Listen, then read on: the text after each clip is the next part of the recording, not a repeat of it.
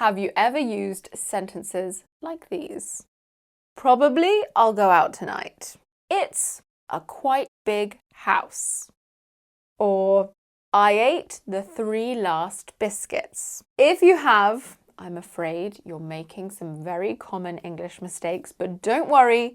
Today we're looking at 5 of the most common ones, but more importantly, how to correct them. Now, this video is part of a big series on my channel that comes with a free ebook. So, I need to tell you about something incredible. I have created a brand new, completely free ebook. It changes everything. 35 common mistakes English learners make and how to fix them. This powerful ebook will help you fix some of the most common errors English learners make immediately. Inside, you will find everything from today's lesson, plus 30 more mistakes that my teaching team and I have seen again and again. And yes, for now, I'm offering it to you for free. Just sign up to my mailing list using the link in the description or scan the QR code now. I'll send it straight to your inbox. It's genuinely one of the best resources I've ever created, and I can't wait for you to see it. Okay, let's begin. Can you spot the mistake in this sentence? Probably I'll go out tonight. Now, we don't usually use probably at the beginning of a sentence. It just doesn't sound natural. But where should it go? Well, some adverbs of certainty, like probably, possibly, certainly, and definitely, usually go directly before the main verb. We call this the mid position. So it should be, I'll probably go out tonight. Go is the main verb. Will is the auxiliary. Now, with the negative contracted form won't, the order is different. It is incorrect to say, I won't probably go out tonight. Instead, it's I probably won't go out tonight. I probably won't speak to him again today. Try to learn these chunks. Try to remember them. I'll probably, I probably won't. Now, a note on pronunciation here. It's very important. Probably can be pronounced with 3 syllables. Probably. But many speakers will reduce it to just 2 in fast speech. Probably. I'll probably go. Let's see some more examples. I probably need more time. We can't possibly finish decorating the flat in 2 days. Now, an exception. This is English. We love exceptions. When the main verb is to be, these adverbs usually appear after it. As in, this is probably the best restaurant in the neighborhood. We can use these adverbs alone in short answers. Are you going out tonight? Yeah, probably. Do you think it'll rain? Possibly. Who knows? Now, take a look at the ebook, the free ebook, to learn about the positions of other adverbs of certainty. You can scan the QR code there, or the link is in the description box. Okay, for our second common mistake, we have another word order problem. Can you spot it here? It's a quite big house. Well, it should be, it's quite a big house. Now, I think I understand why my students make this mistake. I think they copy the position of very. Both of these sentences are correct. It's very big, it's quite big. Very or quite plus adjective. But, and here's the issue, the words behave differently when the adjective comes before a noun. Listen, it's a very big house. It's quite a big house. Quite goes before the article, adjective, and noun. Again, it's a good idea to memorize and repeat chunks. It's quieter. He's quieter.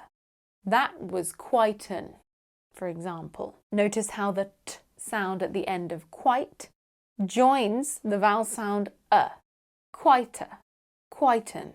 Now, when you're in conversation and want to add specific details, it should be easier. He's quite a talented musician. That was quite an interesting lecture. Very, really, and pretty all follow a different structure. A plus very, really, or pretty plus adjective plus noun. It's a really good film. She had a pretty unusual name. Okay, let's move on to mistake number 3 now. We're sticking with word order. Word order is tough, but we're really going to focus on it today. Can you correct this sentence? I ate the 3 last biscuits. Now, I hear things like this all the time, but it should be, I ate the last 3 biscuits. That's a tough pronunciation challenge, isn't it? Last 3, and then last 3 biscuits. We would actually elide the t sound in last and say last 3 biscuits to make it a little bit easier. Now, if you say the 3 last biscuits, there is no communication problem. People will understand what you mean, so don't get stressed about this. But if you can correct all of the word order mistakes we're looking at today, you'll sound more natural and more fluent. I think it's a mistake that's worth correcting nice and early so that you don't have to correct it when you're at C1, C2 level and it's embedded in your brain. Here's a similar mistake I've heard before. The 2 first chapters are quite slow. Perfectly understandable, but it should be the first 2 chapters are quite slow. Why? Well, in English, words like first, last, next, and past come before a number. A couple more sentences. I'm booked solid for the next 3 weeks. Not the 3 next weeks, the next 3 weeks. Or, she's been to Edinburgh twice in the past 6 months, not the 6 past months. We also use this word order with other phrases like the first few or the past several. I only watched the first few minutes, not the few first minutes. Or, it's been sunny for the past several days, not the several past days. Take a look at the ebook to see even more examples and another word that follows this pattern. We're moving away from word order. So what's wrong with this sentence? I saw everything which happened. Which isn't very natural. And if you think it should be what, I'm afraid that's not right either. The best choice is that. I saw everything that happened. Now, after words like everything, anything, nothing, and all, we tend to use the relative pronoun that to introduce defining relative clauses. These clauses give us essential information. We don't usually use which after those words. For example, is there anything that I can do to help? Or there's nothing that we can do now. Or they are all that matters. In speech, we can leave out that if it's the object of the relative clause. For example, is there anything I can do to help? There's nothing we can do now. But we can't do it with they're all matters. That is the subject of the clause. Take a look at the ebook for an exception to this rule. You can scan that QR code there or click the link in the description box. It's free to download. Now, what is not a traditional relative pronoun, so we don't use it to introduce a relative clause. This sentence is considered grammatically incorrect, though you will hear it in some dialects. I saw everything what happened. I recommend using that unless you're specifically trying to use a dialect that uses what instead of that. Okay, we're on to the final sentence. Is this a mistake? I cut my hair. Well, the answer is maybe. I cut my hair is a grammatically correct sentence that means I cut my own hair. I took a pair of scissors and chopped. Now, in my case, that would be a big mistake. I prefer to go to a hairdresser. So how would I say that? I had my hair cut, or I got my hair cut. This is called a causative structure. Have or get plus object plus past participle. To have something done or to get something done. It's used when someone else does something for us, usually a paid service. Can you repair your own car? If the answer is no, use the causative. I had my car repaired yesterday. A mechanic did it. Would you paint your own house? I mean, it actually sounds like fun, but I'm not sure it would look very good if I did it. So I might say, we're having the house painted next month. A professional painter is doing it. Notice that only have or get change tense. We always use the past participle after the object. We can use the same structure to say that something bad happened to us, usually when we didn't cause the bad thing to happen. For example, I had my wallet stolen last night. Or she got her car broken into. Someone did these things to us. Again, there are more examples with the causative in the ebook. It's quite a useful structure to learn. It's a really useful structure. Okay, we have time for a little quiz before we finish the lesson.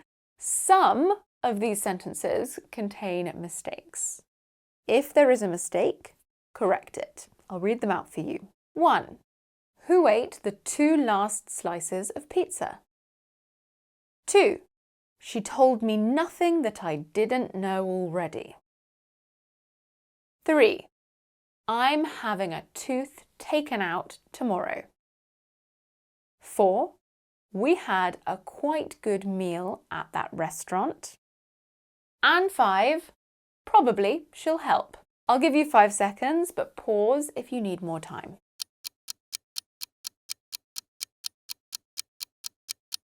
Okay, number 1 contained a mistake. It should be the last 2 slices of pizza. Remember, we put words like last and first before numbers in English. The second sentence was correct. We usually use nothing that in relative clauses, not nothing which or nothing what. Number 3 was also correct. I definitely wouldn't want to take my own tooth out. So the causative structure, meaning someone else will do it, is right. Number 4 was incorrect. It should be we had quite a good meal. Remember, it's quite plus article, adjective, noun. And number 5 also had a mistake. The most natural way to say this is she'll probably help, with probably before the main verb.